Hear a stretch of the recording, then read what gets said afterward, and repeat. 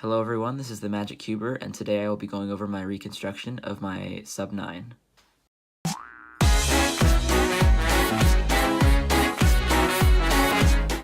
So I realized that it's been a while since I've told you guys about any personal best that I've gotten for 3x3, and since there's such a big jump from 10.7 to 8.8, I feel like that I should tell you guys about like all the times that I've gotten in between.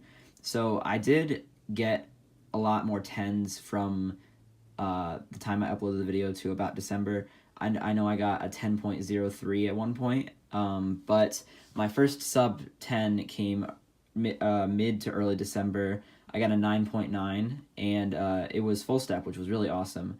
And since then, or from about when I got that to about February, I did not get any more sub 10s until I got a 9.8, and then I got a 9.7, a 9.5, a 9.3, a 9.1, and then a few days ago I got a 9.2 full step, which is my fastest full step solve. And then recently, yesterday, March 10th, I got an 8.8, which sadly wasn't full step, but I'm really happy with an 8.8. And I was actually able to film a reconstruction because I have the time, and I feel like this is a really good solve to do for reconstruction because it's very efficient, and I feel like I got very lucky. So here comes the reconstruction.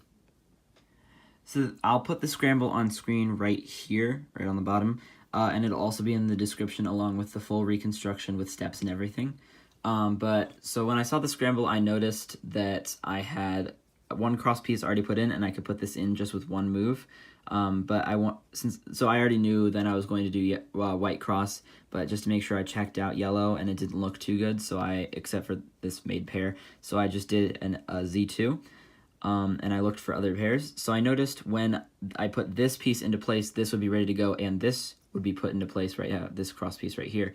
But that would leave this piece out in the open. So what I did is I put in these three cross pieces, just like that, and I know this piece was right here, so I just did a Z2, put it in, and then I Z2'd again. And as I was doing that, I noticed that these two F2L pieces were like not moving that much, so I decided to do those at first. So I took out the edge, did a U2, and put in the edge and corner, sorry, over here. Now when I did that, that made this pair right here, so I put that in, but as I was putting it in, I noticed these two. So I wasn't able to recognize what case it was until I was putting it in. So I missed a very good case for F2L, but I just did a Y and noticed that I got kind of also a good case. So I did an R, and I just paired them up like this. And in the reconstruction, I have the most efficient case, which is kind of what I did when I reconstructed it the first time, where I did a U and a Y at the same time. But in the beginning of the video, I just did a Y and a U3. So not as efficient, but that's probably what I did in the solve, just saying, because like my solves aren't really that efficient. But I just put in the pair, and that paired up these two. So I put these in, and I got an anti-soon, which is really great. So I just did a U anti-soon, and then I had a PLL skip with an AUF of U. So that was my personal best reconstruction. If you have any questions, I will leave the full reconstruction in the description, but also you can leave any questions down in the comments, and I'll be happy to answer them. As well as if you have any suggestions for future videos, I'll be happy to read them and maybe even use them in the future. I will be hosting a competition later this season in my hometown, where it'll be having a bunch of what I call oddball events, such as with feet, blind, square one, stuff that isn't normally in competitions where I'm from.